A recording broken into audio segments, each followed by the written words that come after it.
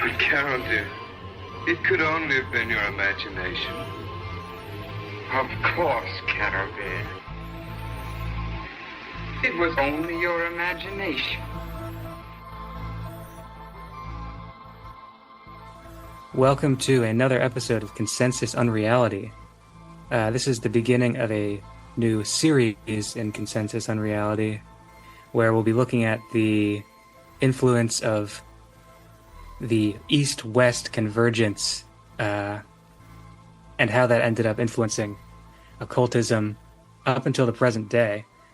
And we'll start with an interesting figure that many of you probably know, at least through his creations, a person by the name of Sax Rohmer. But that is not his real name, of course. His name was Dave. His name wasn't Dave. You were gonna try. It's Arthur Henry Ward, was a English novelist, but he went by the name of Sax Rohmer, and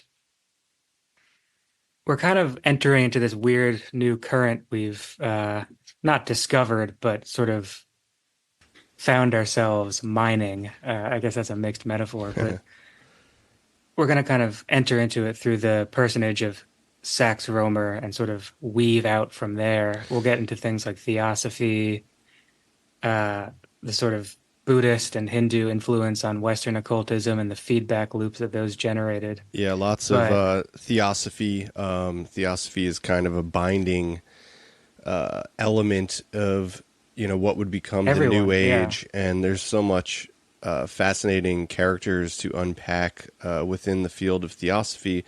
But I think also there's a weird kind of feedback that is occurring. A lot of it seems to also have to do with Tibet and Tibet being opened, to the West, and a lot of characters claiming that they made excursions into Tibet. Some really did, some of them really did. Some did not. Yeah. But yeah, Sax Rohmer is it's a pretty interesting and strange place to start, and the reason for that is essentially because I was reading from The Ninth Arch by Kenneth Grant, which is the final volume in the Typhonian trilogies.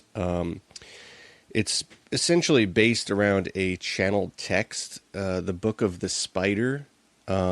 It's so cool too, isn't it? Yeah, it's really sick. And this text, oddly enough, is kind of is whole cloth contextualized by Sax Rohmer's novel Dope. What's the other title of that? I think it's Dope, but also his collection Tales of Chinatown. I thought that was the same book. No, I think Dope is A Tale of Chinatown. Yeah, okay.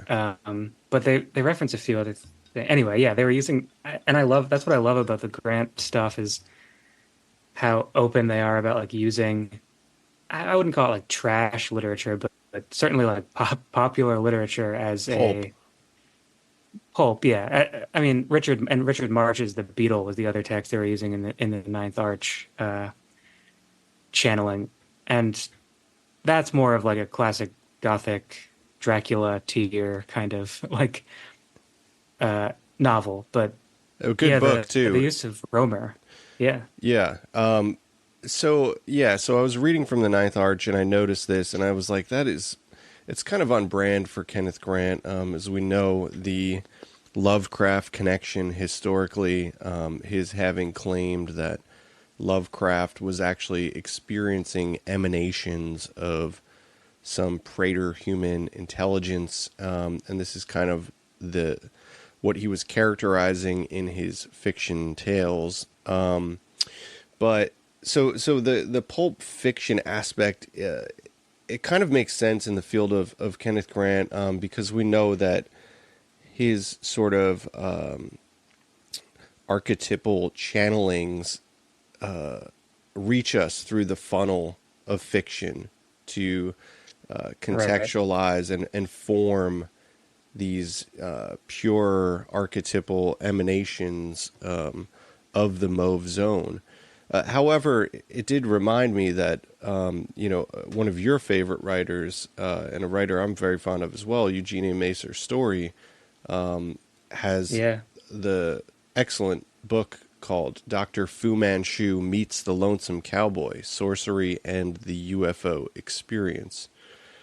Yeah, we should get into that a little later because it's funny how that's like a sort of the theme that she sets out with is this kind of the theme we're covering in a way, Mm-hmm. that the influence of the East meets West aspect of occultism on society and the modern mind.